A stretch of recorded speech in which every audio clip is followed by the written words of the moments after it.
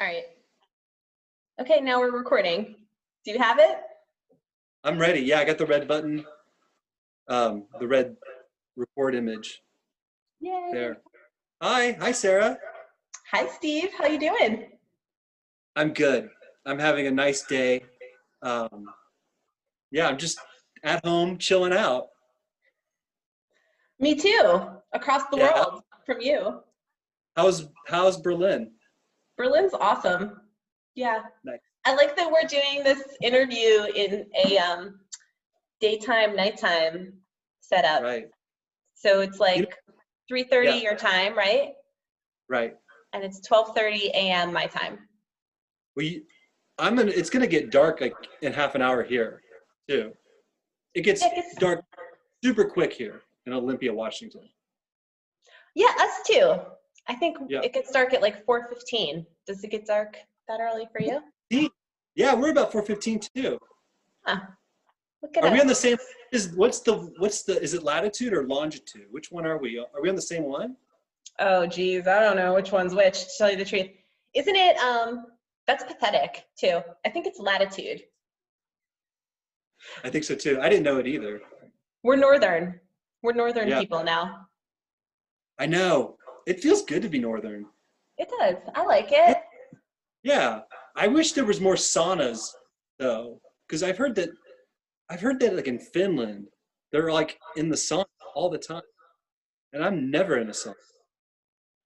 Yeah. Well, that would be amazing. I don't know. In case that somebody is seeing this in like future years, it's 2020, so it's the pandemic. Maybe not the best sauna time. Oh yeah. That's a really good point. Not the best sauna time. I count my stars that I don't have a sauna to go to. You will in the future, I'm Hope sure. so. All right, Steve, so we're good buds, and we've been talking already without recording for a while. But let's talk about your book. Okay. Life and Times of Steve Orth. I was so excited to get this in my Berlin mail. I'm glad you got it. Me too. Thanks for sending it to me. Oh yeah. Because I had the manuscript for months. Yeah. And then I got the actual book. So thrilling. How do you feel having this out? I feel really good. You know, it's my first book, and most of what's in this book is like a collection of chapbooks and stuff that dates way back. Like some of it dates back like 2007. Mm-hmm. But most of it was written around from 2015 to like 2018. But most of it, it's just like, so it's kind of wild to have it all collected in one book. And at first I thought, I was just going to be full of dread and anxiety, because that's just kind of like my normal go-to. Like when anticipating things, I'm just kind of like, oh, it's going to be so much. It's going to be like, there's going to be social media. But I got to tell you, having a book out is actually, it's been very fun. And I feel just really like supported, and like I feel a lot of love from like my writing community. And yeah, it just feels really joyful. And working with Dogpark, it's like utopia. They're my friends, and I feel like they just took really good care of me. And it's been such a great experience. I highly recommend it. I highly recommend releasing a collection of your chapbooks that date back from like 2007 with Dogpark Collective. Awesome. I recommend that for everyone. Yeah, Dogpark is amazing. Yes. And the physical book is really beautiful. I don't know if it comes through on the computer, but it's like letterpressed. This like, I don't know, kind of mint color. I just think it's a gorgeous book. I saw it and I was like, ooh, I want a book that looks like that. So they do such a beautiful job. They do. Kate Robinson did the design for it. I'm just like, we were like trading JPEGs around, but I didn't realize how like what a beautiful object it would be until like I opened the box. and saw them. It was pretty, I don't know, it was overwhelming a little bit. Yeah. I was overwhelmed. Today, months later. Steve, that brings me to something that we really need to talk about, which is the video that you posted on Instagram of the unboxing. Yes, I did an unboxing video. Tell us And about there it. were some hiccups. There were just, I think it went really well. I thought it was hilarious. So, do you mind saying what the hiccups are, or should we just let people go look at it? Actually, I'm not going to tell you. Some people asked me, I was like, was that intentional or not? That the books, I actually spilled all the book, or I maybe purposely spilled all the books on the. People want to know if it was an accident or I meant to do it, and I just feel like it's best if I don't say what it was, what happened. I think my favorite part of the unboxing video is the moment where my partner Lindsay Bolt, from the other room, checks in on me to see if I'm okay after I've spilled the whole box. Mm-hmm. It's amazing. I think I was perhaps actually literally on the floor cracking up. I was laughing so hard when I saw that. When Lindsay comes in going, what did she say? Like, you okay? Or something like that. And you're like, everything's okay. Yeah, it went pretty well. But it was live. What? It was live. It was like the real unboxing. It was the real unboxing. Yeah. That was my first time seeing the book. It was a total accident. I spilled the whole thing on accident. Wow. Inside. I just revealed it all. I knew I was like, I told myself before this interview, like, Steve, don't reveal anything. And I blew it. In the first 5 minutes, I just spilled the beans. Well, have you heard the thing that when you tell yourself to don't do something, your brain actually hears it as do something? I don't know if that's real or not. That might be total like bullshit pop psychology, but so perhaps your brain though, if it is real, was going, tell them. Tell them. Complain about clumsiness. Well, that video was great. I thought it was like a real good way to introduce the book. It actually felt really like apropos because the book is hilarious in many ways. Yeah. Which I'm not surprised about. You're often pretty hilarious. But it's also really can be dark and really very serious and disturbing, I think, in moments. Mm-hmm. So do you feel like that's generally your sensibility? Were you consciously going for that, or is it just something that's happening for you when you're writing? You know, I generally go for it. Sometimes that's just like what happens next. Like I'm kind of like each piece of writing, you know, it happens kind of differently. And like sometimes I'm just like making it up as like I don't have anything planned out. I'm just kind of like seeing where things go. And it generally they just go into dark places. And I kind of just try to let that happen. But sometimes I plan it out. Sometimes I write some super goofy stuff, and then I'll be like, well, like there's nothing to this. Like it's weightless, and it's just like it's floating, and there's no reality to it, and there's no consequences to it. So then you're like, well, what would really happen if you weren't just like being silly? Like what would happen next? Right. And like where's like actual like hardship in life come in while all this goofy shit is happening? Yeah. Well, it's sort of the thing that maybe makes the parts that are funny actually funny. Yeah. Yeah. So when you start a story though, you don't really know generally where you're going to end it. I mean, not really. I think everyone's kind of different.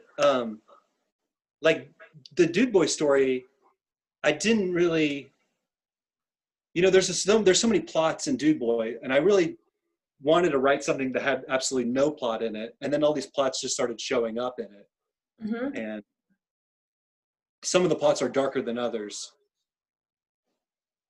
and I just kind of like would just let that and see where that would go, and then craft it from there. And like sometimes, like Lust for Life is the first story in it was like just written. It was written as this like dialogue between two people discussing their favorite sandwiches, and then like it's the concept was sort of like it was like as if the camera was pulling back, and then you would see like where they're at, and they're at a funeral, and then you realize they've just been talking about sandwiches while they're at a funeral the whole time. Yeah. That was like after that, and that wasn't like really planned out. I was kind of like, well, where are they? And then once I figured out where they were and kind of how I could reveal that, and I just was trying, like, you know, it adds this richness and this depth to it, I think. Yeah. Okay, I want to talk about Lust for Life a little bit, because actually Okay. that's one of my favorites. But before we do, I think it's Favorite worth. too. Is it? Yeah, it might be. It's like your top one? It might be my top one. Interesting. Yeah, I think it might be mine too. Yeah. Although that's a little hard to say. I have some other favorites. But I want to tell anybody who might be listening about, before we go into the stories, about the structure of the book as a whole. Because we're talking about this like it's just a bunch of stories, and it's not. So do you want to sort of explain how the book is laid out, and maybe also why you have these 3 different sections, how you came to create it that way? Well, I mean, it's not really, the sections are kind of, there's the first part is the stories. Look at the book again for a second to be like, how did we organize it? But then we have stories, and then we have poems, and there's about 7 stories, and there's about 13 poems, and then there's the novella Dude Boy at the end. And basically, you know, I thought the best idea at first would be, originally I thought the book should just be like 5 stories. It should just be like this really slim book. And then Dogpark had they had a vision for this book that was a little different than mine. And theirs was like we want a more comprehensive book from you. And I was like, I don't know. But then I kind of was like, well, okay. And then so I collected everything that I had written in like since I started writing. And I was like, here's everything I'm willing to publish in this book. And one of the things was Dude Boy. And I just didn't think at that time Dude Boy was publishable. It was just like, it was like way longer, and it was like way just like more repetitious, and just, I felt like it was a tough read. But then they kind of had this vision for like, Dude Boy there's something to Dude Boy. Like, work on it some more. They helped me like edit it and help me like kind of structure it. And then they kind of also had they helped me kind of shape the book too. And it was really their vision to have these 3 sections. And it kind of just, once we kind of like looked at it, it felt right. Yeah. So just keeping with that for a second, I feel like I've rarely seen a book set up like this, especially with the poems sitting in the middle. Right. I don't know. Yeah. I mean, I don't know. Were you thinking, was there any thought process behind like, I'm going to stick these poems in the middle? I feel like poems just almost always, when you mix them with prose, people like put them at the beginning, they'll put them at the end. Maybe often there's not 3 things, I don't know. But what are the poems doing in the middle, Steve? I originally thought that it would just be like, here's a story, here's a poem, here's a story, 2 poems, story. And it would be like really mixed up together. Mm-hmm. I mean, once again, it's like, it was Dogpark's vision to put the poems in the middle. And I don't really know how they came to that vision, but it was the right move. And I was kind of like, yeah, this works. I mean, it's kind of strange to have this kind of collection be just as much as like their idea of what my collection should be as mine. Because a lot of it was just kind of like, I wasn't sure if all this stuff would work together, to be honest with you. Because I never really thought of any of these these pieces like working as this collection. I always kind of thought like Lust for Life is this chapbook, Mm-hmm. and Cyborg Legs is this chapbook. These poems are scattered throughout the world. And I Yeah. never really considered making the life and times of Steve Orth the way it is. Yeah. Well, like as your friend and someone who's known you for a long time, and also you said so just a minute ago, you've been working on these for a really long time. So I've recognized pieces that I saw many, many years ago that I saw you read. Mm-hmm. And I also saw some things that are new. I mean, you have a story in here that mentions the pandemic. So, and it was not in the manuscript that you gave me to read earlier this year. Oh, right. It was a last minute. It was a last minute addition. Yeah. Do you want? So I was during the summer, during the pandemic. The singer Charlie XCX was putting this book together of like fan art, and I'm a big Charlie XCX fan, and so is my friend Brandon Brown, and so is my partner Lindsay Bullitt. And I was like, we should all write fan fiction for Charlie XCX's book and get in the book, the three of us. And we all wrote our pieces, and none of us got in the book, which I don't really understand. But I haven't seen the book. She said she would DM us, everyone that gave stuff for the book, but I never got a DM from Charlie XCX. Do you think you're going to get one? I did. I was like, I wrote a short, good story that will probably fit really well into your book. But I didn't get it.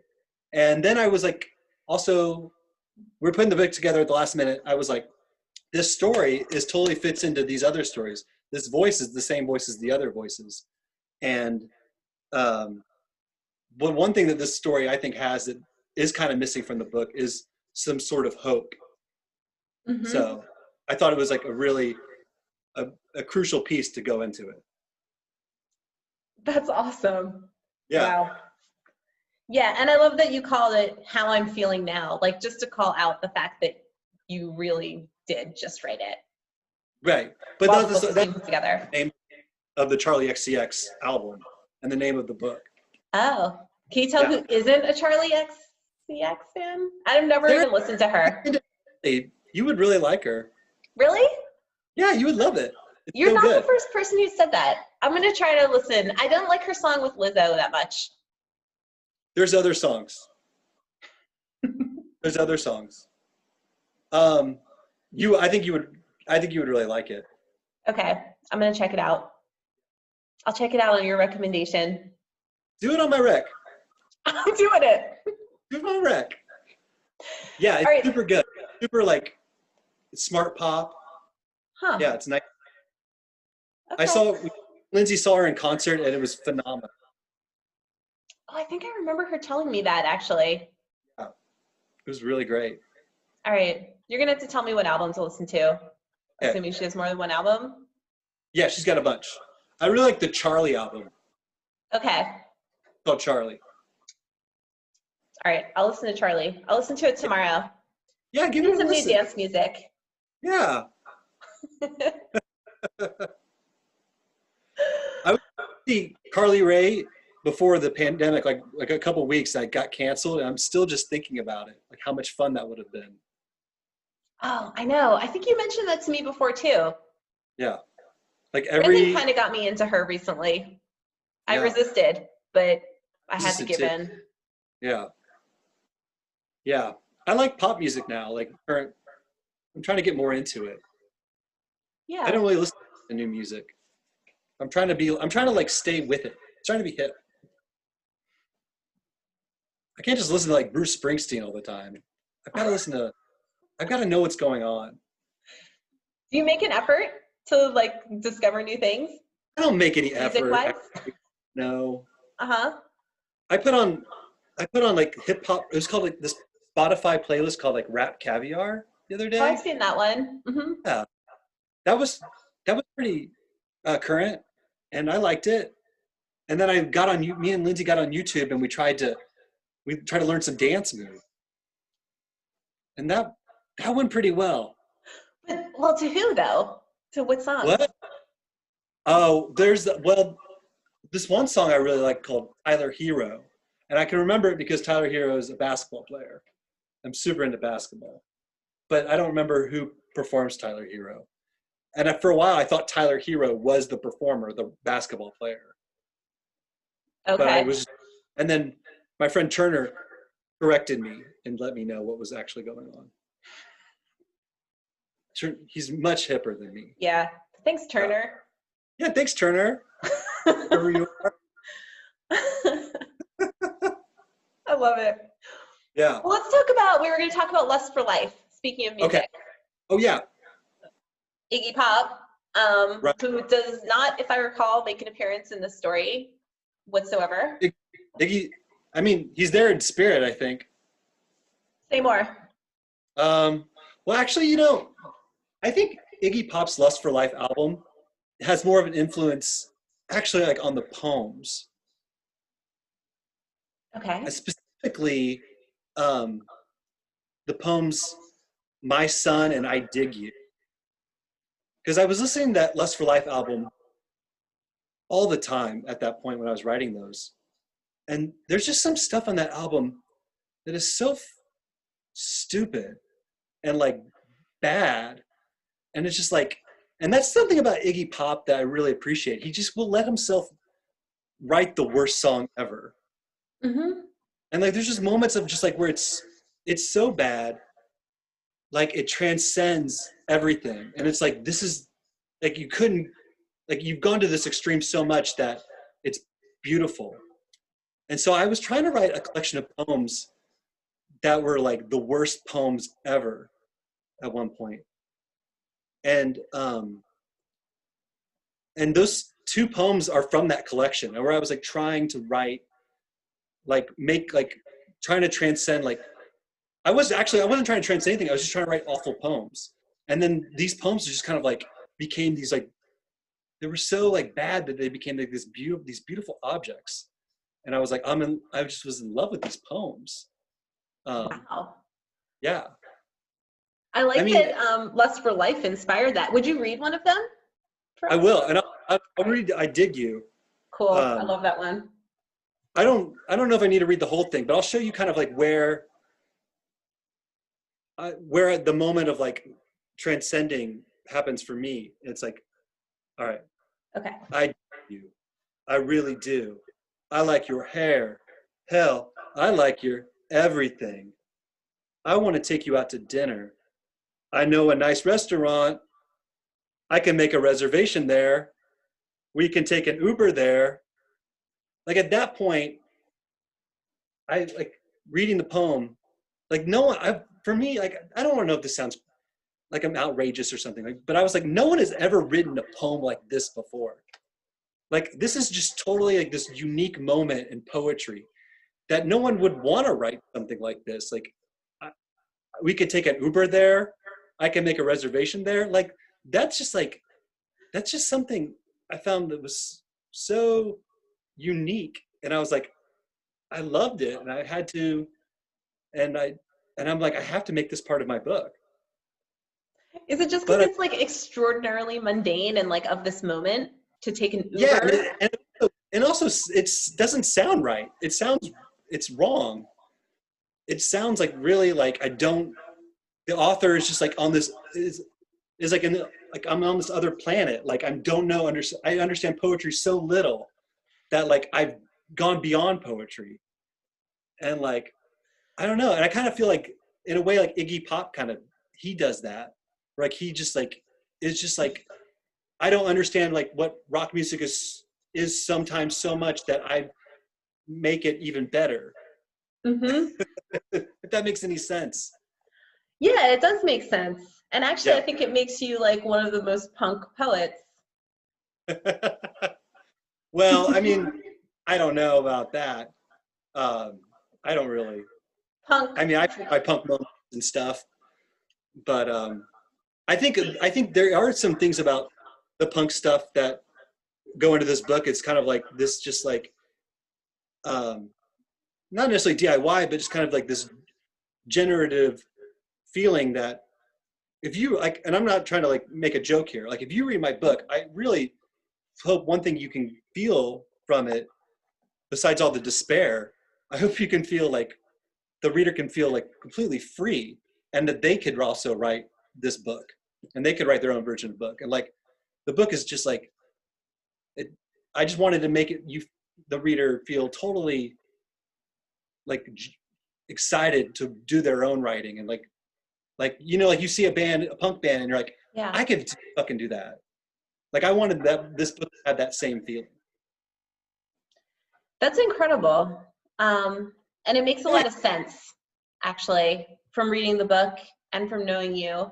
And also, like, knowing how, okay, well, tell me if this is true or not. My perception is that so much of this work, like so much of the work of many of our friends who are writers happens in community. Right. And like, it happens in, I don't know, just sort of the back and forth, the like exchange, the constant talking, the constant like sharing. So would you speak to that, about how did you write this book, and how did that work in terms of like community? Oh, community. The poetry community is a very, it's interesting to me. Like, I have known poets in the poetry community for so long, and I was like, Brandon Brown and John Sakis and Logan Ryan Smith. I've known them for like 20 years now at this point. But I was never really all that interested in poetry, and it wasn't really my thing. I was really in music much more, and at some point around the later, in the later part of that decade, the aughts, you call it the aughts? I think so. Yeah.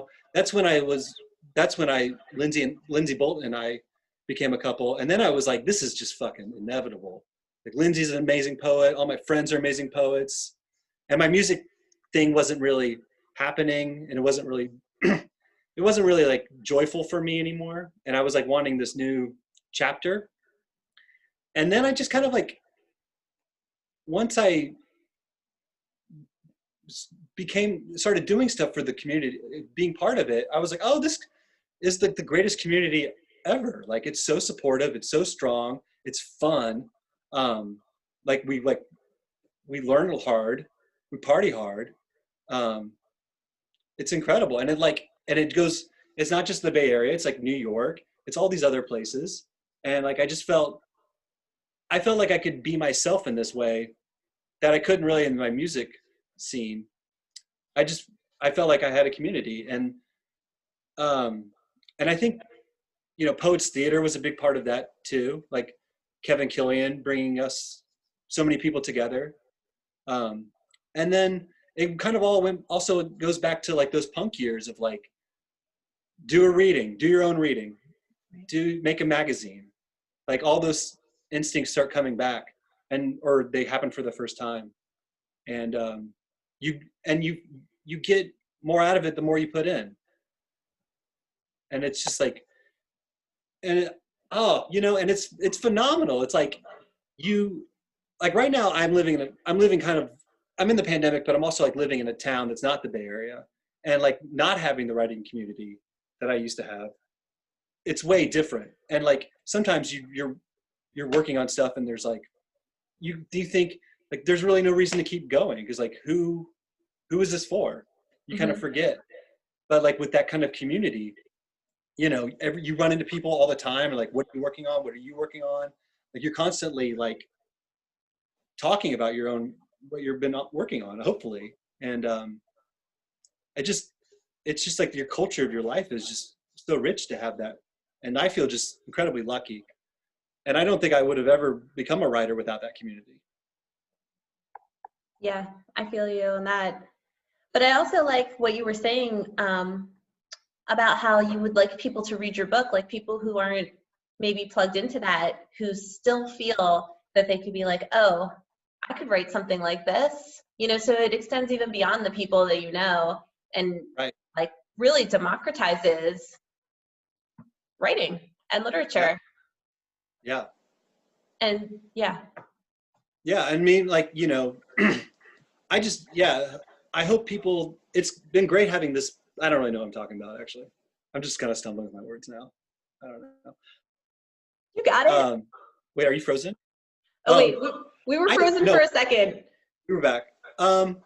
Yeah, I hope people can read it and feel like they can write, and they will write, and they'll start communities or join communities, and just find your people, I guess. Yeah. It's so hard to find your people during a pandemic, though, right now. I mean, it's cool, and I mean, one thing I really like about the pandemic, if I could like something, is just how much access people have to readings right now. Mm-hmm. How much time there is to read books or play music or do whatever. Yeah. Some people don't have that time, which is terrible, but yeah. I do, which has been great. Well, so many of your characters in the book watch a lot of television. And this is like across the board from a couple different stories, and also really super heavy in the novella Dude Boy.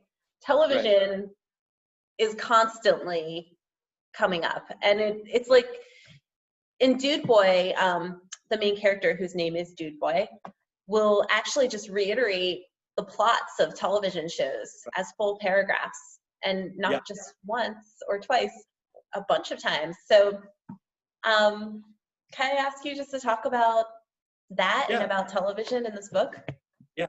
Well, I think television, well, Dude Boy, I mean, I think a lot of these people in this book that are watching so much TV, they don't really have anything to say about it. They're just sort of watching it and talking about it. And I think, gosh, I don't really know what to say. I watched a ton of TV when I was growing up. I didn't really read a book for pleasure until I was like 18. I just watched so much TV. And it's just such a part of me. I mean, I don't really watch much TV now that I'm all like an author and shit. Like, who's got time, right? Yeah, who's got time? But I don't know. I think part of it was some of my insecurity coming out about watching so much TV as a kid. One thing I want to say also about the poetry community is like, I always kind of feel like I'm the least educated person in the poetry community, because I'm kind of, I don't have a college degree or anything. I just work jobs. I'm in college right now getting my BA. But I think like part of the watching TV thing is kind of like playing up those insecurities that I have of not having anything to say about what I'm like doing, or like what kind of art I'm looking at. So because there's no analysis of like what is happening in the show. There's no like, this correlates to this. It's just kind of like, I watched The Office and it was a good episode and I really liked it because it was so funny. Like I was kind of just like trying to like take out any sort of like thoughtfulness or like critical thinking to kind of like, because I'm an insecure person. That's my answer. Well, it's also like Dude Boy it seemed to me like he was really emotionally invested in characters. Like Dude Boy didn't like Jim and Pam in The Office as much as he likes who's the couple in Parks and Recreation? Andy. Yeah, I never watched that show. What's her name on the show? I can't remember. I don't remember. But so Dude Boy's really invested in it, though. It's like, oh, I don't like Jim and Pam as much as I like these other two. And then there's another part where he goes out to lunch with one of his friends, and the friend is going through a really tough divorce and is really emotional. And Dude Boy can't seem to connect with him. Right. And tries to talk about TV, and the friend doesn't really pick up on it. And then Dude Boy, therefore, can't connect with the friend because they can't discuss TV together. Right. I mean, do you think there was an emotional aspect or a psychological aspect to how. Totally. Yeah, because Dude Boy doesn't like live. Dude Boy's like afraid of real life. Dude Boy can't. It's like completely has boxed himself in, and can't can't process like real things that are happening. Like another subplot is that his friend is like in this terrible crisis, but he just can't do anything to help her. Like he can't even like really acknowledge that she's in trouble. Mm-hmm. It just like, he's like, no, I got like, I'm just trying to have a chill day. So like, he just can't really handle any sort of, I mean, he kind of grows a little bit, but not really. I mean, a little bit. But then the thing about Du Bois too is like he doesn't really, I mean, like at the end he doesn't really have, I don't want to spoil it, so but he doesn't really have too much growth. He just sort of, his situation just changes, and that's like kind of like what he considers growth, is that he's like, oh, but I'm like not in that situation anymore, I'm in this situation, and so like I'm different and I'm expanding. But like he's not really, he's still just like in this sort of same sort of fearful trap that he was always in, but it's just like he now has like this other relationship, and this relationship has gone away.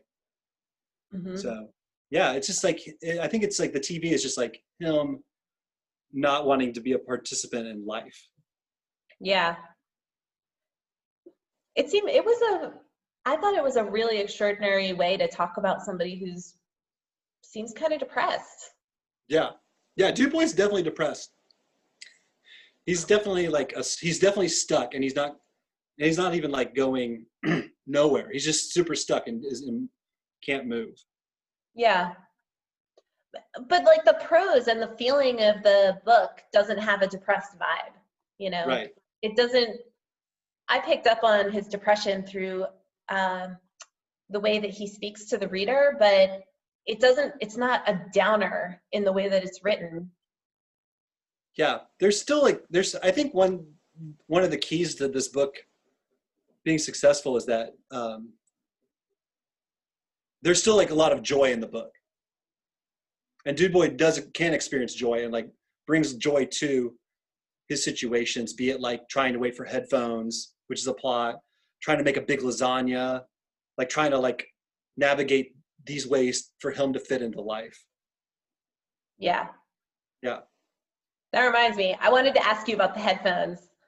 Okay. Because it was one of my favorite parts of the whole Du Bois story, is that scattered throughout the book is this continuous frustration that Du Bois has about these headphones that he's ordered. Maybe I should let you talk about it.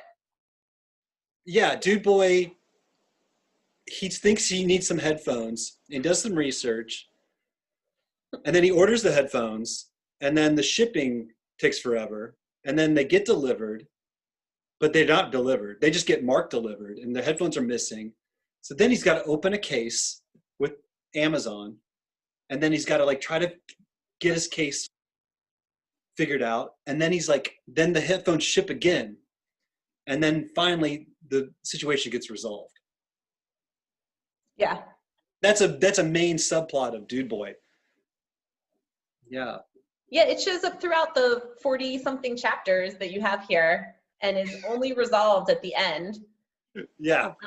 It'll just, Du Bois talking about something completely else, and then there's a tangent about the headphones all of a sudden. We find out where we stand in the headphones. He's haunted.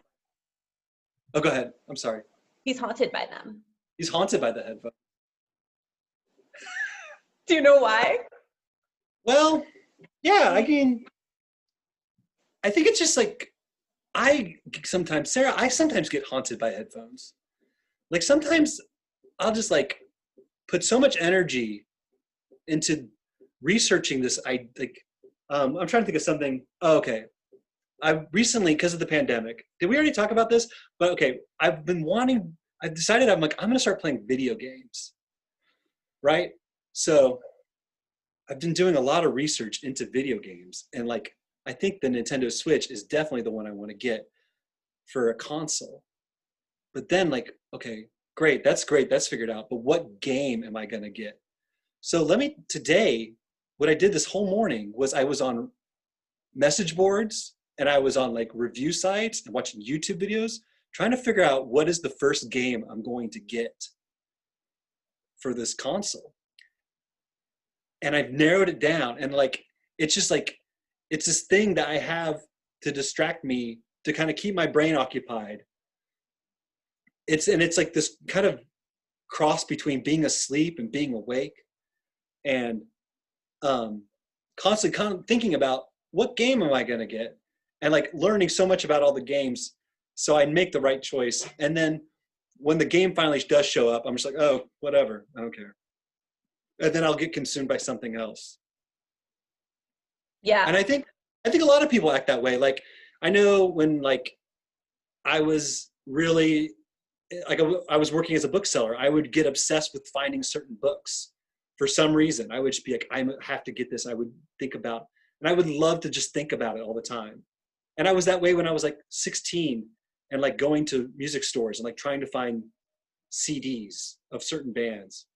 Like this band, All. Do you know that band, All? Oh, I've heard of them. It was like the Descendants were the Descendants, and then Milo, the singer, quit, and then they became All. Okay. I became obsessed with finding every single All record in a music store and not ordering it. And I would just like spend my evenings like going to music store, like record stores, like digging and looking for it. And it just became like this treasure hunt. And I think Dude Boy's treasure hunt for the time during the book are the headphones. Yeah, I could see that. But, Yeah. and it also brought up to me the frustrations of like ordering and waiting and having to deal with like this mammoth company that doesn't give a shit about you. But I totally relate to everything you just said. I mean, I spent probably 45 minutes looking for a scented candle online today. Yeah, I have too. I really did. Last year, I started making my own scented candles because I was like, that's the way to go with scented candles, because you could just buy it, whatever. But like for your money, a scented candle, I mean, but also making your own scented candle, that's shitty too. I think maybe buy your own scented candle. It sounds kind of messy, but saying like I looked for scented candles sounds like that's embarrassing to admit in some way, because it sounds like pretentious. Like, yes, I was looking for my scented candles. But I so related to Dude Boy and his like, he basically had like an epic about something he ordered because he lives in like consumer society. And yes, and it's this detachment. I tried to, when I first wrote Dude Boy, I was like, the headphones was going to be like as much plot as was going to happen in the book. And then, fucking shit happens, and then other stuff started popping up and ideas. And then I had this other idea. I was writing, because I wrote Dude Boy like 2017 or I don't know, some shit like that. And I was watching Twin Peaks, the return, like everyone else was, season 3. Mm-hmm. And the last episode of season 3 is inspired Dude Boy a lot, which might sound really weird, but I'll explain. So in season 3, or the last episode, there's only like, it's like an hour long, right? But there's only like 15 minutes of like actual plot. And there's just so much time where they're just like sitting in the car. Mm-hmm. And I was like, oh, I'm going to write a story that's like that, where it's going to be like 100 pages, but there's only going to be 15 pages that have plot in it. And I'll just spread it out. Oh, wow. Yeah. So the original like draft was like, there was like 120 pages. And then there was like 10 pages of plot that I just like threw in. Wow. That's really, really interesting. Yeah. I can't believe how much has come out of this Twin Peaks. But go on. Peak stuff. But then like, you edit and you kind of forget those things. And then you kind of like, oh yeah, like that was the original concept of it. And there was a few times writing Dude Boy where I couldn't remember what the original concept was supposed to be. And I would I kind of like lost my way many times on like what Dude Boy, because I really wrote it. And then, but once again, going back to like how great Dogpark was, I would call Caleb, who works at Dogpark, and I'd be like, Caleb, I added this subplot to the story. And like, and then he would like, Caleb would talk me in or out of it. And we would weigh the options of like, what should happen or what makes sense to happen. And sometimes that stuff did still happen, but we just took it out of the book. Yeah. Like, so in our, like, there's all these like subplots that happen that only like Caleb and I know about. That's incredible. Yeah. Oh my God. So are you prepping us for a sequel then? Well, I had this idea for a sequel. You know, at the end of Dude Boy, I guess, I don't really want to spoil it, but at the end, Dude Boy's life changes a little bit. And Dude Boy's dream is to be a writer. So in this sequel, Dude Boy is a writer, and he becomes a successful writer.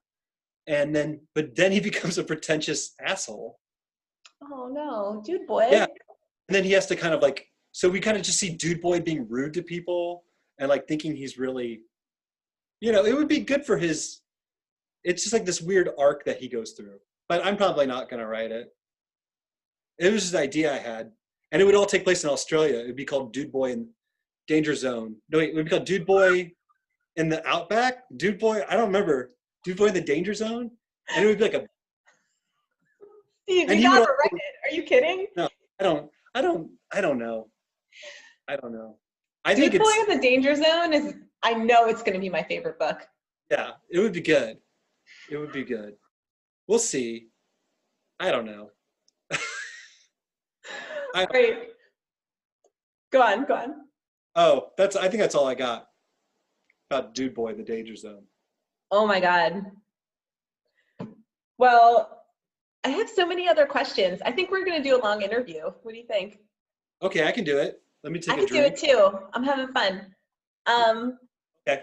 I just realized we like barely touched the surface of like so many things, but yeah, that was awesome talking about Dude Boy, which I just love so much. You know, one thing I want to circle back to Lust for Life, but that might just be the thing that like ends up happening over this whole interview, and we do it at the end. Yeah, like that's our whale. That's our white whale. Yes. We're trying to talk about Lust for Life. We're trying to talk about Lust for Life. And Right. as a tangent, I want to say I did note that Dude Boy did not enjoy Moby Dick. Dude Boy doesn't really, yeah. Well, Dude Boy's like, I don't even like, what's this chapter about rope? Like, maybe if I used rope more often, I would have some sort of connection to this story. But since I don't use rope, I don't really fucking see why I need to read about it. I thought it was great that he thought that, like, since it wasn't relevant to his life, he didn't need to read about it. Right. I think there's a lot of people that feel that way. I mean, yeah. Like, why would I read about people that aren't in America? Like, that's not what I think. Other people think. I love reading about other people that don't live in America. Yeah, the xenophobic view. Yeah. Yeah. Yeah, Dude Boy didn't really get Moby Dick. But he doesn't really, he really likes Siddhartha, though. But he likes Siddhartha. He had a big spiritual connection with that book, which I think is like kind of an important part of his story, of his, because I feel like he kind of just, I mean, this is just like me thinking about it as a reader, not really like, because now I kind of like, it's been so long since I wrote it, I don't really remember all the ideas of when it went into it. So I can kind of look at it like, oh, maybe it means this and maybe it means that. But I think like the part where Dude Boy's thinking about Siddhartha, and then he starts thinking about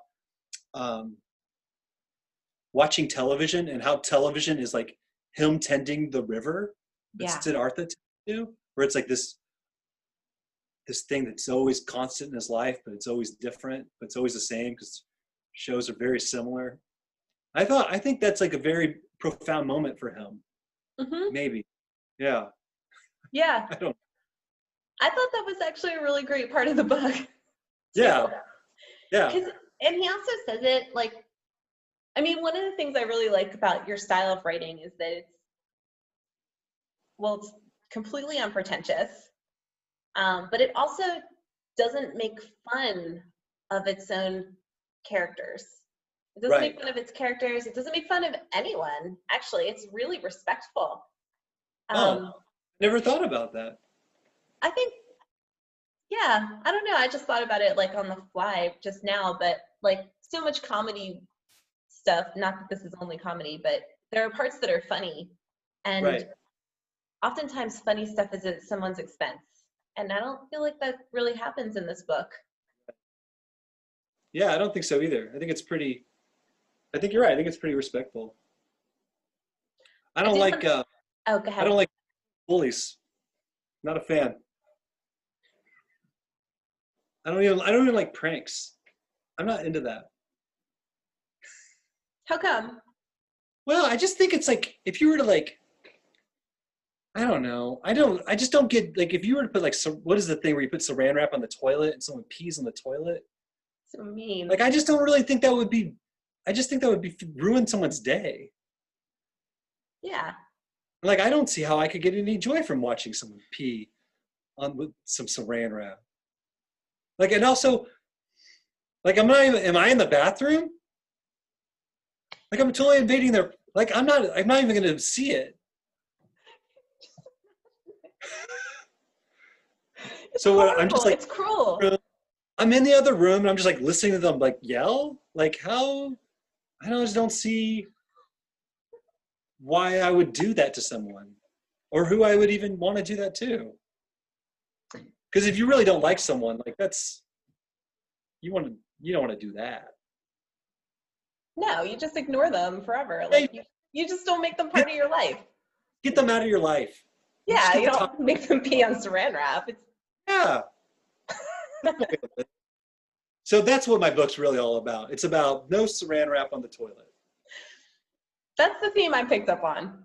The theme, and that's what it's about. I think. So Steve, here's my big burning question about your book. Okay. Oh, it's hard to make it seem here. The life and times of Steve Orth. Right. So like there's a lot of places in this book where I see it drawing from your life, just someone who knows you and knows a couple of things about your life. But there's most of it's fiction, I think, or at least a good portion of it, I'm taking a guess, is fiction. Some of it has to be fiction. Right. So tell me about the title and what that's about. You know, I originally a few years ago, when I was kind of writing, I don't remember which story I was writing, but I had this idea where I was going to write this book called Steve Orth's Toxic Masculinity. And it was going to be kind of all about me, like working out my toxic masculinity. And, you know, that was kind of like where some of this stuff comes from. I remember that actually. Yeah. But then I kind of like soured on that title and that kind of idea and that concept. I don't really remember why. I think I was kind of like worried that it would be kind of misunderstood or like I would be, you know, it just didn't feel right. Yeah. It was like funny for a second, but then whatever. But then it's just honestly, it's another moment of when my friends at Dogpark kind of pitched the title to me. And I was all like, yeah, that sounds good. Let's work on that. And then actually when we all decided that like Dude Boy would be good, included in the book, I thought about calling it like Dude Boy and Other Stuff, which I thought would be a good title because I just feel like Dude Boy is such a big part of the book. But then we stuck with The Life and Times of Steve Orth. And then after we made the cover and everything, the book printed, and like a few weeks went by and I was getting ready to do my first reading, I came up with another title for it. That would be, because one of the poems is titled Crying in the Bathroom at Work. And I was like, oh, that would have been a good title too. But yeah, it was their idea to come up, call it The Life and Times of Steve Orth. How did you feel about it? Having your name? I thought it was funny. But then I kind of was like, oh, do I want my name in the title? And then I thought about the other Steve Orths in the world. Like there's this rodeo Steve Orth. That's like, he's like the main Steve Orth. If you He's a are rodeo into, yeah, there's a rodeo Steve Orth. If you're into like Google Analytics, you'll see that Steve Orth is much more popular currently than I am, even though I feel like with the product of this book, I will take over as the number one Steve Orth. But there's other Steve Orths out there. But then I thought, that's like, those are sales waiting to happen because everyone's going to buy those Steve Orths, this book. So I was like, let's cash in on this, the Steve Orth craze. And like, here I am in a 2-bedroom apartment, you know, really feeling good about this idea. But yeah, I don't know. I mean, yeah, it's the life and times of Steve Orth, but yeah, it's not really me. It's not really, I feel like this book is such fiction, but then there's some autobiographical stuff all over in the book. I guess it's the life and times of my brain, right? It's the life and like, right? Steve, that's actually really, yeah, that's an interesting point. Like, why does it have to be narrative? Maybe it's just the life and times of your brain. My brain, and like what my brain is thinking about and writing and saying. Like, I'm doing this other thing, but like, this is the life story of these creative ideas. Yeah, your brain's on like this whole other level. Yeah. But you know, it's one of those things that like I don't really know, like, I don't really understand it, but like, it's like, it really, when they came up with the title and pitched it, I was like, yeah, that feels right.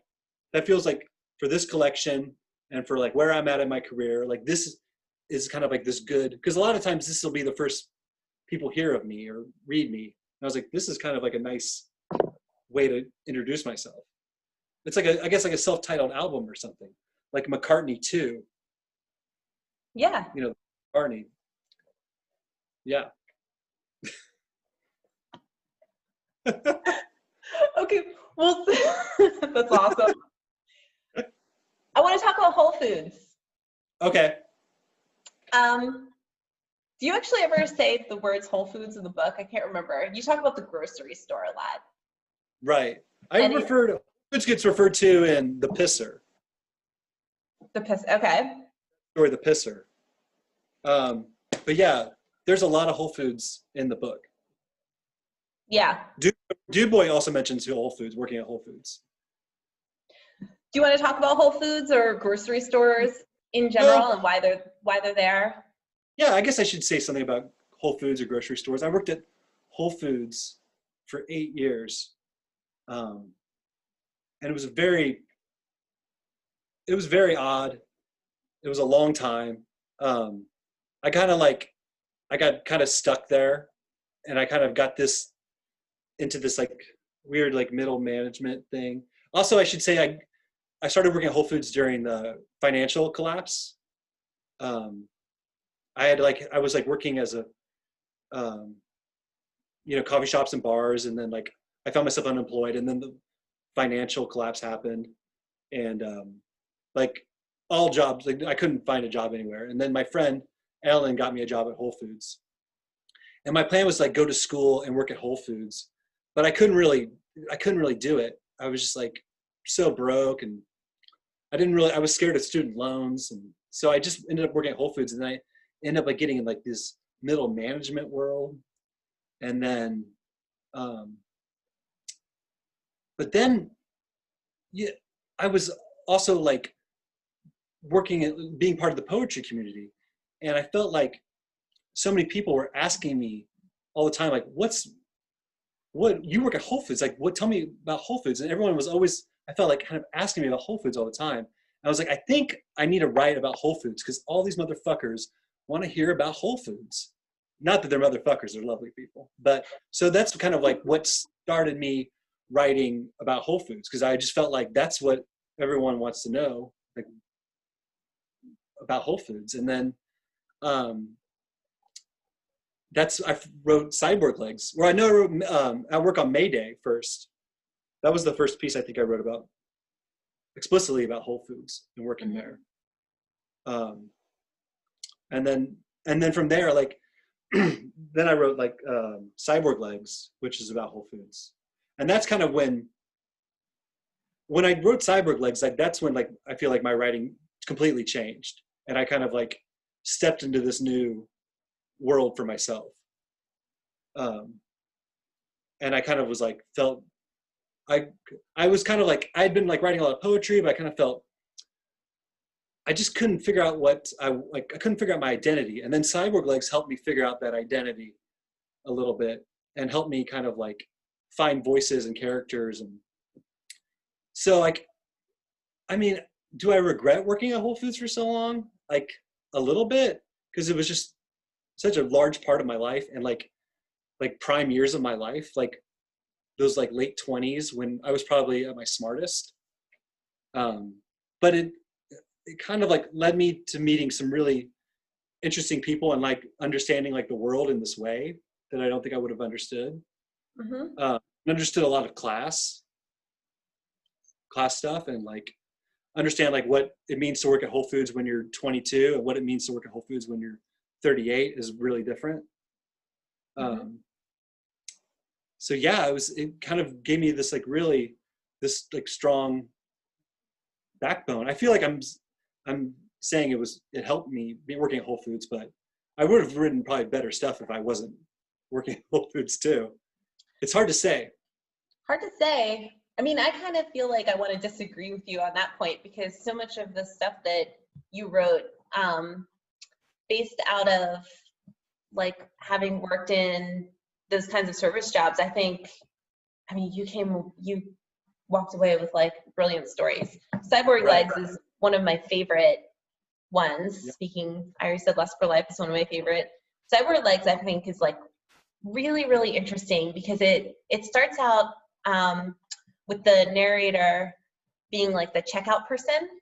It's very quantitative. So it's like, he encounters this person who's coming through the line who's like not paying any attention to him, not really treating him like a human. He's just like treating him with indifference. He talks about turning the blinking light on and off, about hitting the certain button, about how many things go through the grocery. The items per minute, the scan, the bell. The scanner, yeah. I also used to work at a grocery store, and yet I couldn't remember what it was called. You did? But yeah, know that? Yeah, I worked at Wild Oats when I was in grad school. So I was like, I know what facing the grocery aisle means. Like I did that when it was slow. But yeah, so in Cyborg Legs, though, I think it's really cool. It's very, very quantitative. Like 41 people come through my line an hour. I go on a 10-minute break. I take 15 minutes on my break. And then the author, or the narrator, I mean, writes a poem. And then there's a whole other part of the story that's about receiving emails from his friends about the new poem that he wrote. Right. And that's where the story really kind of takes off for me, because it becomes a story about how you make writing and how you make art while you're also still trying to work. I mean, any kind of job, but in particular, this kind of job that asks so much of people. So I just said a lot, but yeah, what are your thoughts? Yeah, I mean, like that quantitative, like it's, I try to like kind of, it was like, it's important for me as like a writer to like, I want to entertain my audience, but I also like want to like make, make them feel that stuff. And I kind of wanted to make it feel as boring as it was to do that job. And I wanted to like really let the reader know just like how just like this is just like so banal and like so boring, and just like how it's so regimented, like there's all these numbers, there's all these like structures and all these like you have like this, like you go to break at 3:15 and you're supposed to come back at 3:25. Like you have to clock in at 5 o'clock, but if you clock in past at 5:06, you're considered late. You have like this 5-minute window, and just like all these like little numbers and these rules you have to keep track in your mind, and just like how you have no say in like what you do, and like asking to go to the bathroom at one of these jobs is just like, it's like pulling teeth, and it's like it's really just like difficult, and like some people are afraid to even ask for that kind of those moments. Like I just need to go to the bathroom, like. And then after I worked at Whole Foods, I worked at small press distribution, and I was kind of like, oh, I'm just gonna go lunch. Like I didn't like I didn't clock in. It was like, oh, like this is like a civilized way of working, which I didn't really ever understand before. Mhm. But I really wanted to like show that all those numbers and all that structure and like how it's just so contained, and like all these forms you need to fill out if you leave a little early, and how everyone is kind of like your boss in this way. Yeah. Yeah. And then like you said, on the other side of it, there's also this writing thing, which is also kind of like, in a way, it's dehumanizing as well in this other sense. Yeah. Well, say more about that. I mean, the character sends out his new poem to some of Right. his friends. And well, yeah. So I had some friends of mine like kind of write this concept. I guess I'll tell you what. Well, I kind of just asked them to like respond to this poem in this certain kind of way, where it was like you. I'll just tell you, like you wanted to be encouraging, but you don't like the poem. Okay.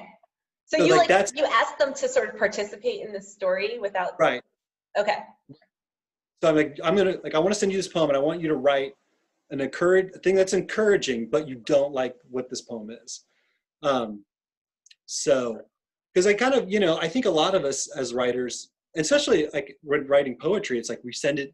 Sometimes when we're talking about community, like that community like doesn't see us and doesn't see our writing, and we feel really, it really hurts when those moments happen. Yeah.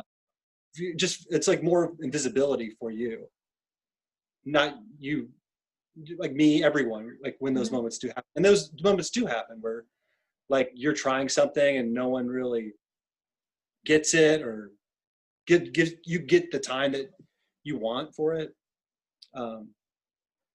So yeah, that's kind of what happens in those moments in Cyborg Legs. Mm-hmm. Yeah. I love that one. Yeah. It's I think it's a pretty special story. And I have a big fondness for it in my heart, because it really did, like, I had gone to this, like, on this trip to Paris, and I was really like struggling with my writing a lot, up until from like 2000. Like I wrote this poetry chapter called Slur the Point in like 2012, but I was unable to finish any project between 2012 and like 2014. Like I had all these projects, I couldn't finish it. And then I went to Paris, and I don't know, I didn't like have a cell phone, and I kind of just thought about like what kind of art I want to make, and how can I express myself, and like what is it that I want to say, and like was poetry. And I was having, like I was having an interesting time with poetry. I felt like I couldn't express myself with it.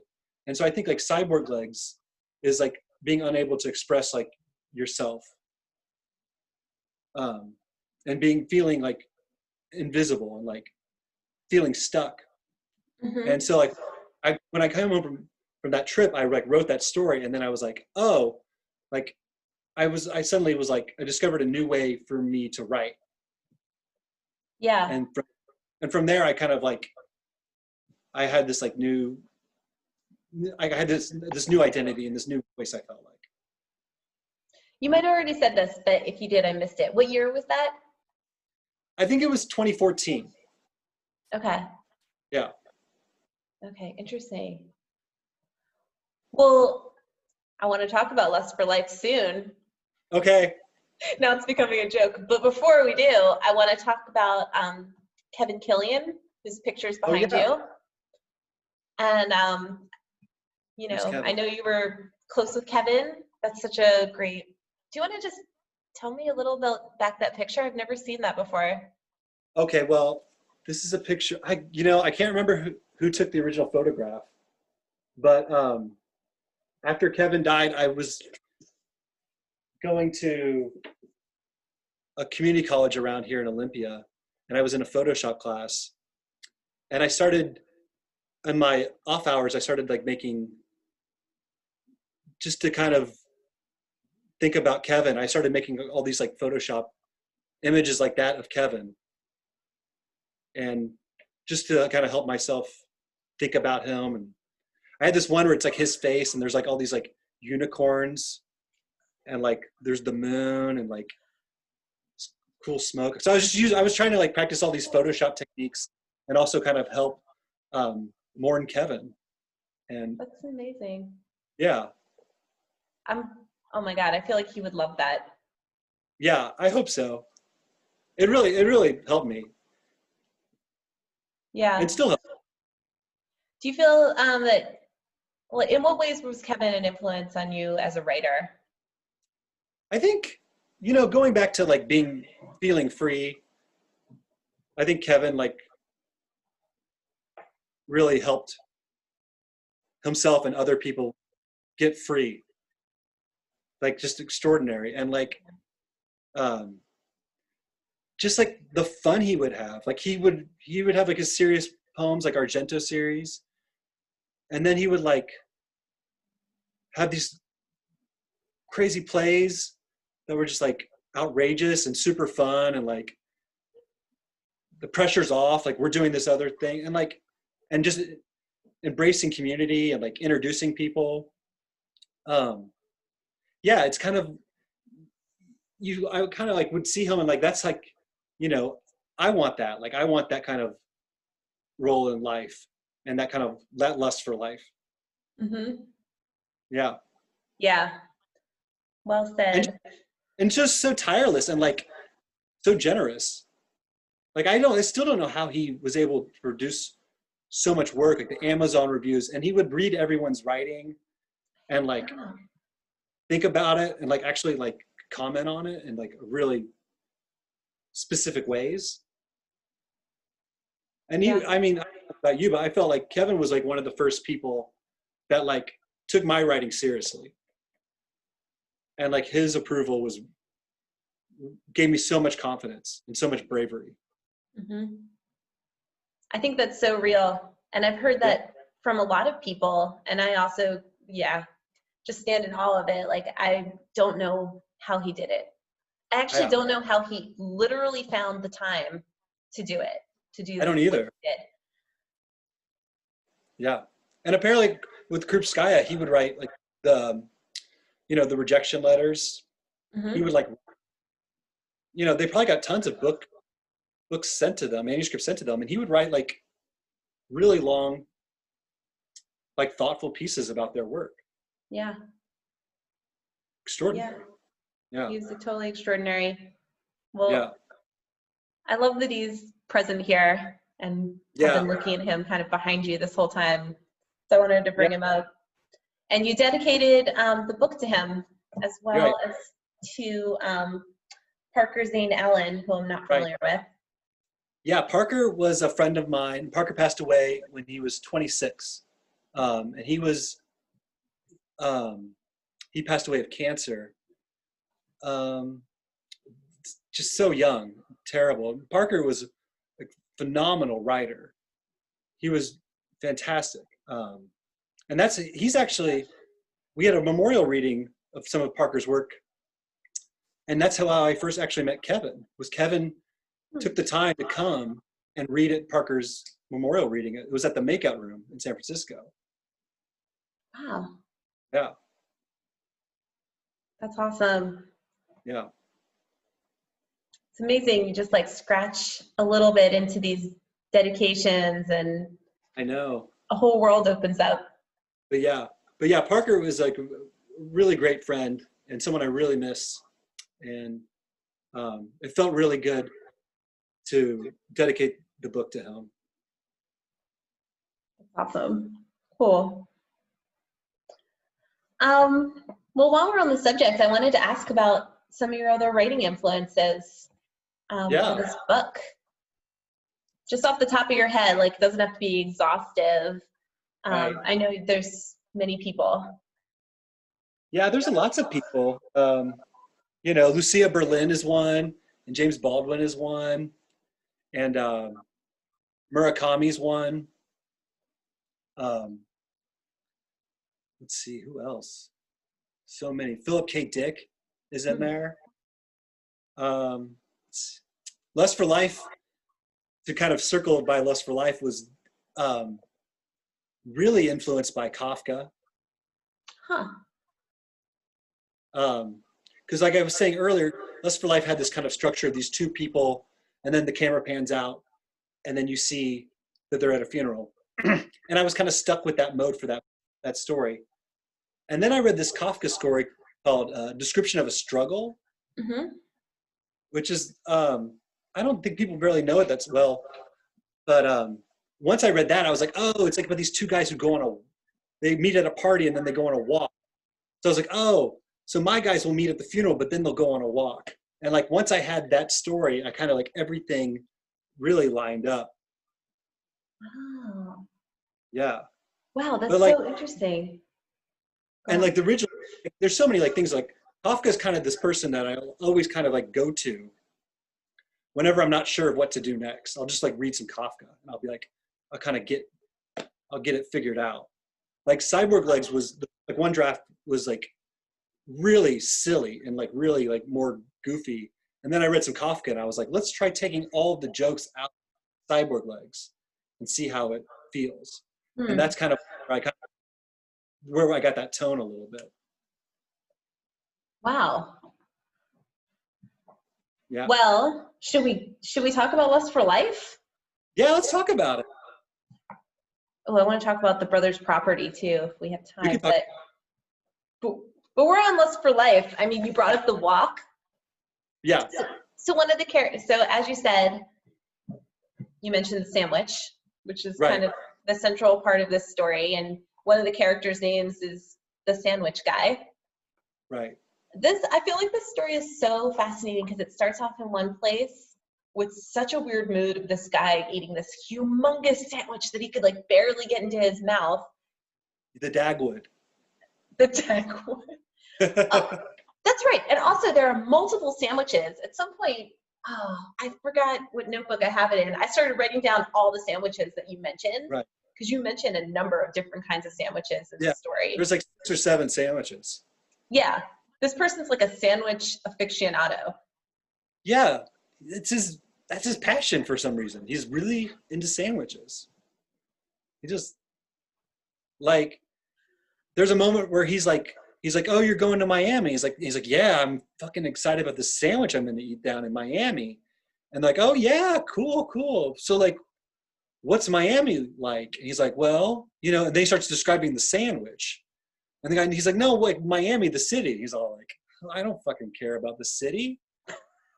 Like, there's some buildings. Who cares? Yeah. It's his lust for life. He has a lust for life, and that means sandwiches. Does it mean like, like enjoyment of the senses? I mean, is that lust for life? He's a very sensual guy, the sandwich guy. Well, he is. Yeah. I won't ruin the ending, but there are unexpected places that this story goes to. Incredibly passionate, but I will say, I think the sandwich guy is an insane person, but I think the narrator is even more outrageous than the sandwich guy. Okay, how come? Well, I mean, like, just like if we were to like look at the walk and like just where he is in his mind, like it's just like one moment he's all like, I want to kill myself. I want to jump in front of this car. And the next moment he's like, I want to have a menage a trois with the sandwich guy and Susie Gordon. And then the next moment he's all like, I'm thinking about my mother. And he's just all over the place. And then he's like, they're going to try to kill me later. Like he's in the Uber and he's like, they're going to try to murder me. Like he's a mess. He's a bit of a mess. And he can't find Bake Sale Betty's. He can't, he doesn't even know where it is. He gets lost in Oakland. That's an embarrassing Oakland story. People from the Bay Area know. Right. Would know that, right? Yeah. So that seems like a little inside joke for Bay Area people. Yeah. Yeah, I try to put a little bit of like the Bay Area in like each story. So like if you know the Bay Area, you'll kind of like see spots. Like at Scottie Pippen, they go to Bushrod Park. Right. In this Pisser, they're like in Pacific Heights, I think, for a portion of it. Yeah. In Cyborg Legs, he has to go to work in Soma, right? In San Francisco. Right. Yeah, he's in Soma. What other ones are there? I think How I'm Feeling Now is the only one that doesn't take place in the Bay Area. Huh. Yeah, and Dude Boy seems to take place like nowhere, unless I'm forgetting something. Yeah, Dude Boy takes place. Where does Dude Boy take place? I think Dude Boy takes place in Oakland. Okay. Because they go to the Safeway on 51st Street. Ah, okay. Right, and Broadway. I think that's where that Safeway is. Yeah, I think you're right. Mm-hmm. Yeah. Yeah, that is where that Safeway is, in that big parking lot. But yeah, so you're just like drawing from places from when you lived in Oakland. Big Sal Betty's was around the corner from where you and Lindsay lived, sort of. Yeah. I mean, it was walking distance from you. Yeah.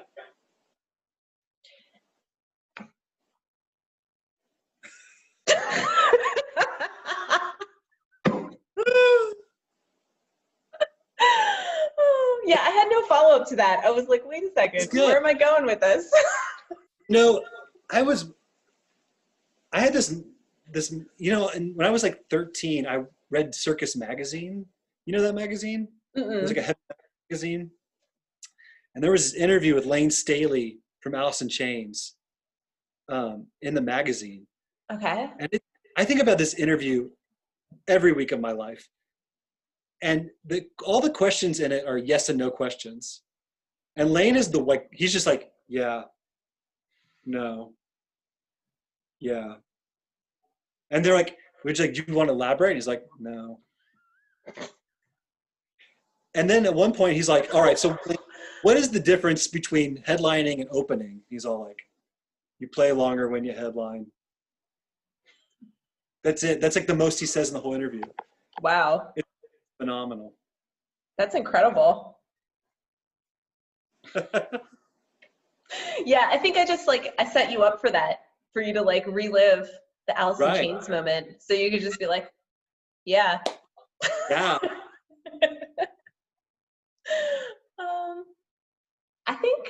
I don't know. I mean, I could go on talking about the book, but the Alice in Chains anecdote may be the place to like wrap it up. Wrap it up? I am probably getting a little tired. I'm probably going to need some dinner soon. Yeah, I'm probably going to go to bed soon. Oh, we've been talking for an hour and 21 minutes. Oh, really? This is awesome. I was saying before, I was like, oh yeah, I'm going to make it like short. And so people are going to want to like just watch a little short thing, like a half an hour, but this was meaty. This is meaty, but we could also edit it. We could. Yeah. We could. I think. But it's also kind of fun. Another idea is it might be kind of fun just to be like, this is what we did. I think yeah. I guess we would have to watch it. Right. So I have one final question for you, Steve Orth. I'm ready. Two final questions, but they're going to go together. What are you going to do with the rest of your day today? And what are you working on? If you want to talk about it, you don't have to. I do want to talk about it. So for the rest of the day, I'm going to go make it's like dinner time. And I'm thinking about making some chicken. Because I took some chicken out of the freezer. So I'm pretty excited about that. Maybe a little stir fry or something. Something pretty easy. And what I'm working on right now is I'm working on a novel. I was thinking about all these, like, because this book is so many like short stories. I kind of like want to just write a novel, because every time you write a short story, you got to come up with all these new people, all these new ideas. I'm like, this is just too much. Let's just write one long novel. And this novel is. I'm sorry, you're too lazy to write a short story, so you're going to write a novel instead. No, I'm not too lazy to write a short story. I'm too lazy to write 10 short stories. Got it. Right. Yes, that's a good point. Okay. But I am too lazy to write a short story. I am incredibly lazy. You're not at all lazy. No, you're not at all. We were talking about how disciplined you are. Sorry to interrupt. That just struck me as funny. This novel, this is kind of a long story. I was gonna, there's a pandemic going on right now. So I was gonna write this pandemic novel where it was this person that got shipwrecked. And then all of a sudden, like they're on like commuting for work or something. They're going on a travel thing, and they're on a boat for some reason, and they get shipwrecked. And then like they wash up to sea, and then all of a sudden like their laptop comes up, and then they turn on their laptop, and for some reason they have like the internet. They have like they're on a hotspot, and then like so they're on a desert island, and then they somehow keep having to like go to work like online, and so then they would like they're hunting like wild boars in between like office hours, and then like they're also like building a cubicle out of like coconuts so they could focus on their work at hand, and they're like making a chair with proper lumbar support. So I was like, that's the story. I was working on that novel, and then I was like, this is just too depressing to write during a pandemic. And I was like, and I just felt like the world is so absurd right now. I don't really want to write anything. How can I match the absurdity of reality right now? So then I had this other idea where I was going to write a novel that's nothing really happens. Like that's kind of my MO, right? Nothing really happens, but someone, except people, the main character goes and hangs out with their friends, and then they go out to dinner, and then they go sing karaoke, and then they go to the bar, and then the next day they have lunch with another friend, and then they go to a play, and then that's all that happens. They're just like, it's their weekend, and they're just like living a normal, what used to be a normal life. What used to be, yeah. Yeah. And it's like it feels like a fantasy novel, like a science fiction fantasy. But yeah, that's what I'm working on right now. Well, it doesn't have a time. Amazing. Yeah. And it's just about eating food and hanging out with your friends. I love it. Yeah. All right. Well, thanks, Steve. This is the best. This was the best. Thank you. All right. I'm going to stop the recording now. Okay. Thanks, everyone who watched.